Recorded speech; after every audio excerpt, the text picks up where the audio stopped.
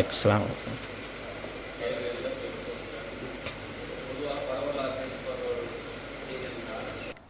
தரப்பிலும் மாறி மாறி கருத்து பரிமாற்றம் நடந்து கொண்டிருக்கு. மிக முக்கியமான பகுதி என்னென்னா, எங்களோட பகுதியிலிருந்து வைக்கப்படுற எங்கள் மீது உள்ள பல குற்றச்சாட்டுகள், இதில் ஒவ்வொன்றாக குறைச்சா நல்லம் என்ற ஒரு அடிப்படையில் சில ரிக்வஸ்ட்கள் நான் வைக்கிறேன்.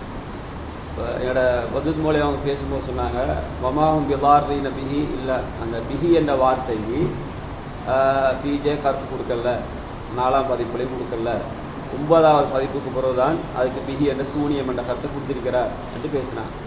இதே போல் நம்மளோட ஜமாத்தை சார்ந்த ஜமியத் அன்சார் சுன்னத் முஹம்மதியாவில் வெளியிடப்பட்ட தஃப்சீர், இப்போ இல்லை, முந்தைய எல்லா உலமாக்களும் செய்து வெளியிட்டோர் தர்ஜுமத்துக்கு குர்ஆன் சவுதியில் வெளிவாரு. அவங்க வைக்கிற மிகப்பெரிய குற்றச்சாட்டு அதுதான். என்ன சொல்கிறாங்கன்னா, சூரத்து ஷுஆராவில் 26வது அத்தியாயத்தில் 16வது வசனத்தில் அந்த மூசா அலைஹிஸ்ஸலாம் ஹாரூன் அலைஹிஸ்ஸலாம் சொல்கிற இன்னா ரசூலா ரப்பில் ஆலமீன், அகிலத்தாருடைய இரட்சகனாகிய தூதராக என்று சொல்லி அவங்க சொல்கிறாங்களே. அப்போ 2 பேரும் தூதர் இறைவன் ஸ்டேஜில் இந்த மாதிரி வருது. அப்போ இந்த கருத்தை ஏன் இன்னும் நீக்கலை? ஆனால் உண்மையில் இன்றைக்கும் அந்த தரஜுமாவில் அந்த கருத்தை அப்படி தான் நீக்குது, மாற்றப்படலை. இதை நாங்கள் ஏன் இதுக்கு ஒரு மாற்று கருத்து சொல்லக்கூடாது, அல்லது மாற்றத்துக்கான வழியையும் செய்யக்கூடாது? செஞ்சால் அவங்களோட வாய் அடைக்கும் என்ற என்னுடைய ஒரு ஆபம். அடுத்த விடயம் என்னென்னா, உங்களோட உண்மை விதங்களை நிறைய பழைய இதழ்கள்லாம் பார்க்கும்போது நிறைய கருத்துக்களை அவங்க முன்வைக்கிறாங்க.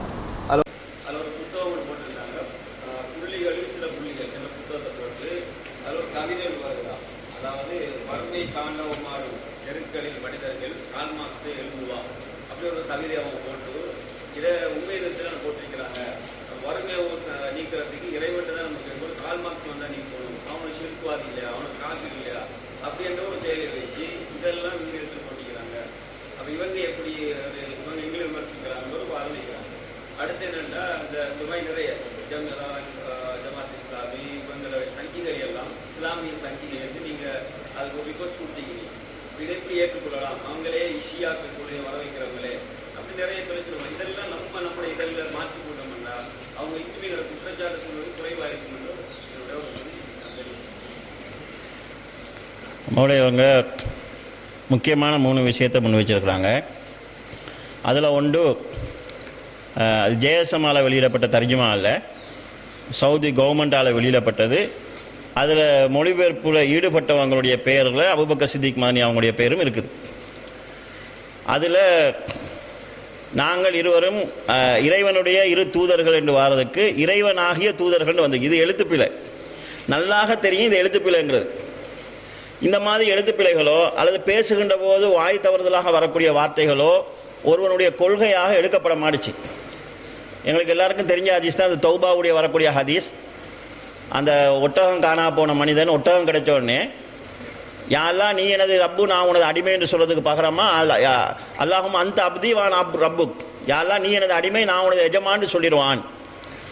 அந்த அளவுக்கு அவன் சந்தோஷப்படுறான். இதை விட அதிகமாக ஒருவன் தௌபா செய்கின்ற போது அல்லாஹ் சந்தோஷப்படுகிறான் ரசூலுல்லாஹ் சொல்கிறாங்க. யாரெல்லாம் நீ எனது அடிமை நான் உனது எஜமான்னு சொன்னால் குஃப்ரை விட பெருசியது. ஆனால் அவனோட மனசில் உள்ளது அது இல்லை. வார்த்தை அவனை தெரியாமல் அவனோட மனசில் ஒன்று இருக்க வார்த்தை வேறாக வருது. அதை ரசூலுல்லாஹ் குஃப்ருன்னு சொல்லலை, உதாரணமாக சொல்லி காட்டுறாங்க. அப்போ இது ஒரு நல்லா எழுத்துப்பில்லைன்னு தெளிவாக தெரிஞ்சு கொண்டு அவங்களோட பத்திரிகையில் எப்படி எழுதுறாங்கன்னு சொல்லி சொன்னால் அத்வைத குர்ஆன் எழுதுறாங்க.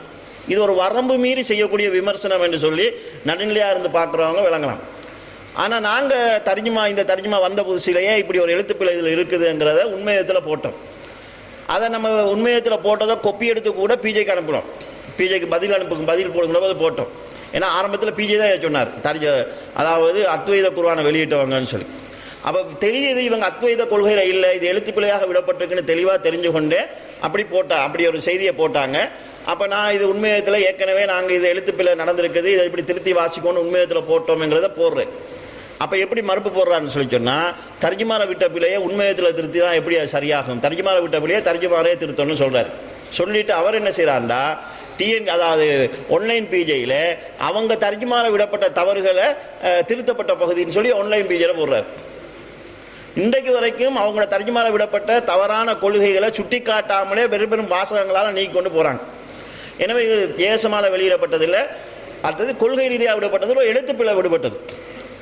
இந்த விஷயத்தை பொறுத்தளவுரை, அந்த பிஹி விஷயத்தை பொறுத்தளவுரை, அவர் சூனியம் இருக்குதுன்னு சொல்லுகின்ற போது பிஹிக்கு அர்த்தம் செஞ்சுட்டு சூனியத்துக்கு மாற்றமாக பேசுகின்ற போது பிஹிக்கு அர்த்தம் செய்யாமல் இருக்கிறது சந்தேகத்தை உண்டாக்கிச்சு. இரண்டுக்கும் இடையில ஒரு வேறுபாடு இருக்குது. ரெண்டாவது விஷயம் என்னென்னு கேட்டால், இந்த புள்ளிகளில் சில புள்ளிகள் என்கிற புத்தகம் உண்மையத்தில் போடப்பட்டன்னு சொல்கிறாங்க. அது பொய்யான ஒரு தகவல். இது சம்மந்தமாக ஆரம்பத்திலே விமர்சனத்தை எடுத்தது பிஜே தான். இந்த புத்தகத்தை எழுதினது இக்பால் அலின்னு சொல்லக்கூடிய ஒரு கவிஞர். அவர் தாருத்தௌஹீத் மதரசாவில் அப்போ போர்டனாக இருந்தார், மாணவ பொறுப்பாளராக இருந்தார். அவர் கவிதை எழுதி கொண்டிருந்தார். அவர் எழுதின கவிதை பிழையான கவிதை தான். ஆனால் இந்த கவிதைக்கு உண்மையத்துக்கும் சம்பந்தம் இல்லை, உண்மையத்தில் போட்டதுங்கிறது தப்பான செய்தி.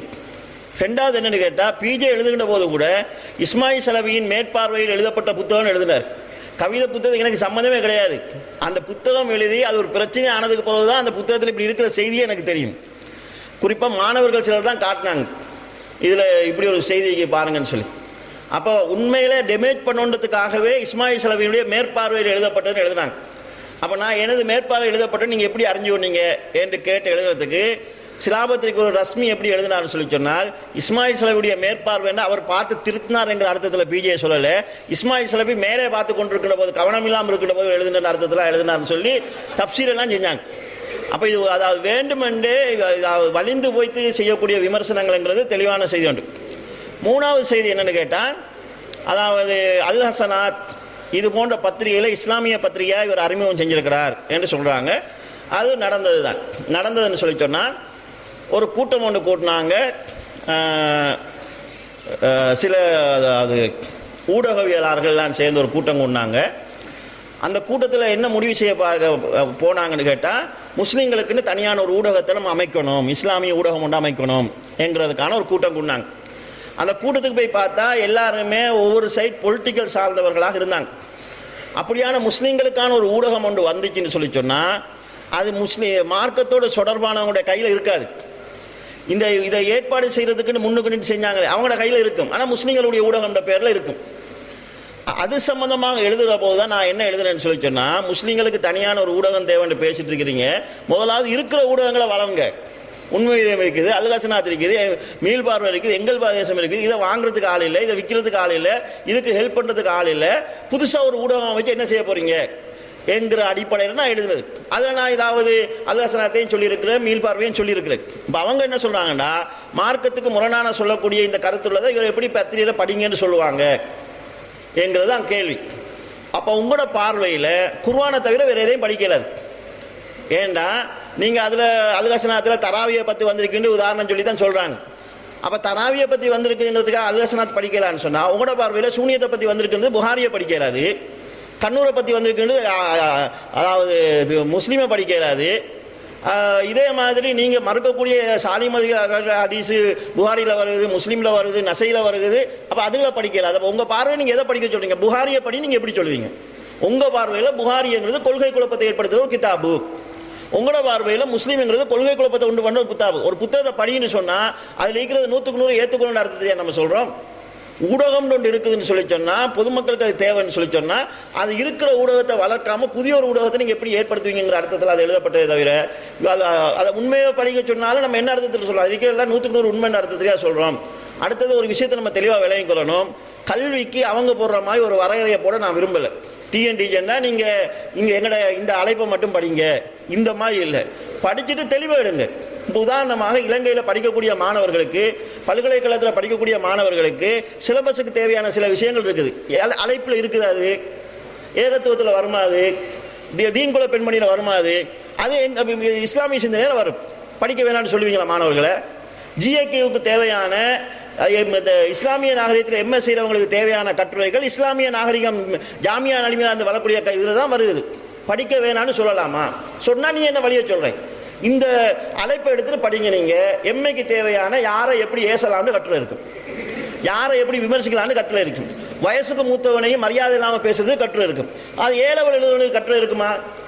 அப்போ ஒரு மனிதனுக்கு தேவையானதை கல்வியை எடுத்து தேடி எடுங்க, பிழையை விட்டுட்டு படிங்க.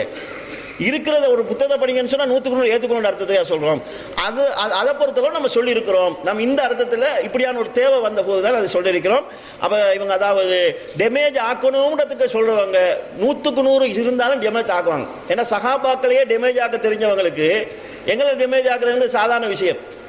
முஆவியர் அவங்க பதவிக்கு ஆசைப்பட்டவங்கன்னு சொல்கிறவங்களுக்கு, அலிலில் அவங்களுக்கு எடுப்பார் கைப்பிள்ளையாக இருந்தவங்க சொல்கிறவங்களுக்கு, அம்ருபின் ஆசில் அவங்கள கிரிமினலாக இருந்தவங்க சொல்கிறவங்களுக்கு எங்களை போய்த்து விமர்சனம் செய்கிறது சாதாரண விஷயம்.